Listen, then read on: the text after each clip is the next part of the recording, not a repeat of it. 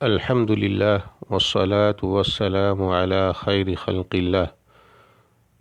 سامعین کرام، بزرگوں کی قبروں کے بارے میں غلو کا انجام شرک ہوتا ہے۔ غلو سے مراد یہ ہے کہ شریعت میں قبر کی جو صفت ہے اس صفت پر نیک لوگوں کی قبروں کو نہ رکھا جائے۔ مثلا پکی قبر بنانا، قبر پر تختی لگانا، قبر کو بلند کرنا، قبر پر عمارت کھڑی کرنا، صاحب قبر کے لیے نذر ماننا، صاحب قبر کے تقرب کے لیے جانور ذبح کرنا، یہ تمام باتیں غلو ہے۔ بسا اوقات یہ قبر وثن کی صورت اختیار کر لیتی ہے اور لوگ اس کی پوجا کرنے لگتے ہیں۔ نبی صلی اللہ علیہ وسلم نے اسی اندیشے کے باعث کہ کہیں آپ کی قبر کی پوجا شروع نہ ہو جائے، اللہ تعالیٰ سے یہ دعا فرمائی: اے اللہ، میری قبر کو پوجا اور عبادت کا مرکز نہ بنانا۔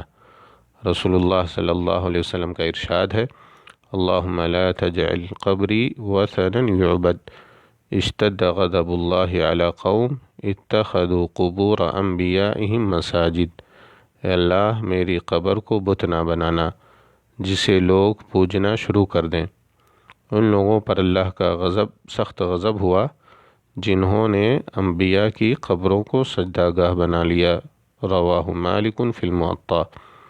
نبی صلی اللہ علیہ وسلم نے توحید کی مکمل حفاظت فرمائی اور ذریعہ شرک بننے والی ہر راہ حتیٰ کہ اپنی قبر کی بھی حد درجہ تعظیم سے امت کو منع فرمایا ہے۔ رسول اللہ صلی اللہ علیہ وسلم کا ارشاد ہے: لا تجعلوا بیوتکم قبورا ولا تجعلوا قبری عیدا وصلوا علی فإن صلاتکم تبلغنی حیث کنتم۔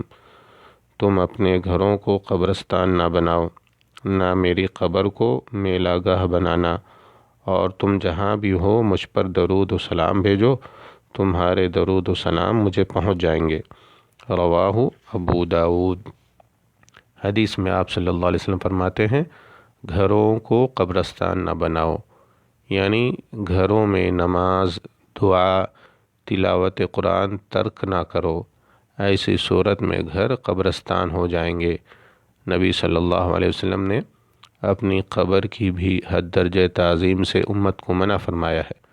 جب نبی صلی اللہ علیہ وسلم کی قبر کی تعظیم میں غلو کرنا منع ہے تو باقی لوگوں کی قبر کی تعظیم میں غلو کی اجازت کیسے ہو سکتی ہے؟ نبی صلی اللہ علیہ وسلم نے مخصوص طریقے پر اپنی قبر کی زیارت سے منع فرمایا ہے، لیکن آپ کی قبر کی زیارت شرعی حدود و قیود میں رہ کر کی جائے تو یہ فضیلت والا عمل ہے۔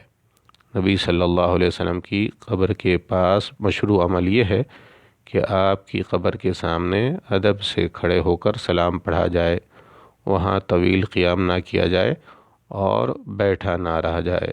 واللہ تعالی اعلم۔ والسلام علیکم ورحمۃ اللہ وبرکاتہ۔